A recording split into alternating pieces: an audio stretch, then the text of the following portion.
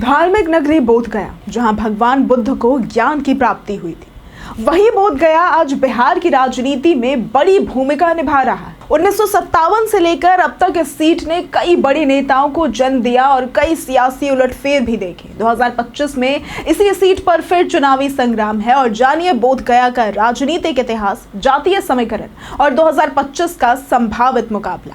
दरअसल बोध गया विधानसभा सीट का इतिहास बताता है कि ये सिर्फ एक सीट नहीं बल्कि बिहार की बदलती राजनीतिक सोच का आईना है। 1957 में कांग्रेस की शांति देवी ने यहां जीत दर्ज की थी, जिसके बाद 1962 में स्वतंत्र पार्टी के कुलदीप महतो ने जीत हासिल की। 60 और 70 के दशक में यह सीट कांग्रेस, जनसंघ और कम्युनिस्ट पार्टियों के बीच ही घूमती रही। तो वहीं 1967 में कांग्रेस के रामेश्वर मांझी, 1969 में जनसंघ में कालीराम और 1972 में सीपीआई के बालिक राम विजयी रहे। 1977 में जनता पार्टी के राजेश कुमार ने सत्ता में दस्तक दी, लेकिन 1980 में बालिक राम ने एक बार फिर सीपीआई की वापसी करवाई। 1985 में लोकदल से राजेश कुमार और 1990 में फिर सीपीआई के बालिक राम ने जीत हासिल की। 1995 में निर्दलीय उम्मीदवार मालती देवी ने सबको चौंकाते हुए ऐतिहासिक चुनाव जीत लिया। 2000 के बाद बोध गया की राजनीति में नया चेहरा आया, जीतन राम मांझी।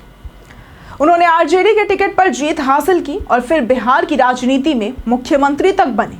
2005 में बीजेपी के हरि मांझी ने यह सीट छीन ली और 2010 में बीजेपी के ही श्यामदेव पासवान ने अपनी जीत दोहराई।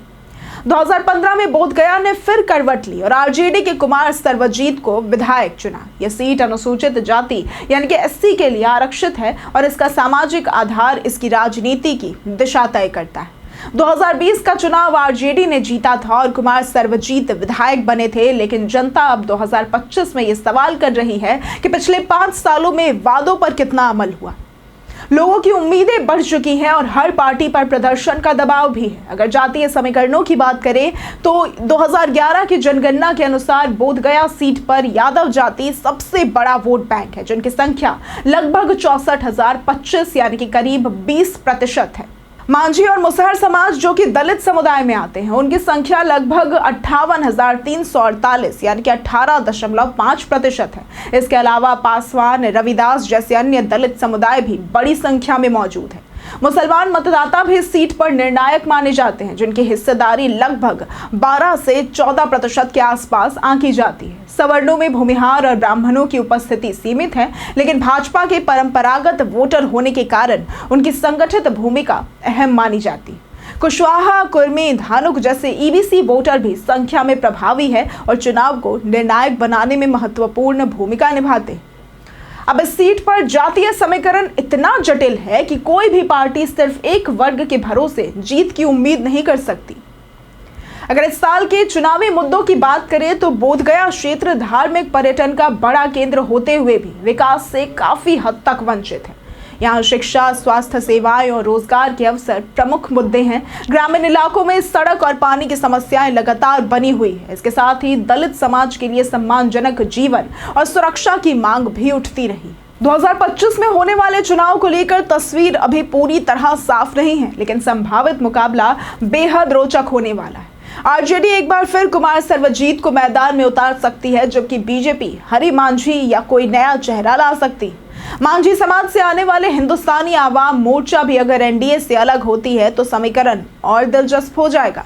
महागठबंधन और एनडीए दोनों को दलित वोटरों को अपने पक्ष में लाने की चुनौती है, तो वहीं यादव और मुस्लिम वोटरों की गोलबंदी भी निर्णायक साबित हो सकती है।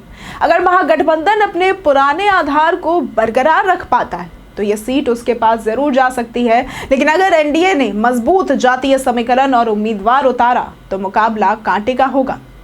बोध गया सिर्फ एक धार्मिक स्थान नहीं है, बल्कि यह बिहार की राजनीति का भी बड़ा धाम बन चुका है।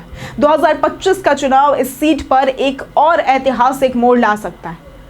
तो क्या होगा यादव मांझी समीकरण का असर? क्या वोटर जाति से ऊपर उठकर काम देखेगा? जवाब मिलेगा चुनावी नतीजों में, लेकिन मुकाबला जबरदस्त तय है। अगर आपको आज की ये वीडियो पसंद आई हो तो इस वीडियो को लाइक करें, ज्यादा से ज्यादा शेयर करें और हमारे चैनल को सब्सक्राइब करना ना भूलें। आज के लिए सिर्फ इतना ही। वीडियो हमारे साथ बने रहने के लिए धन्यवाद।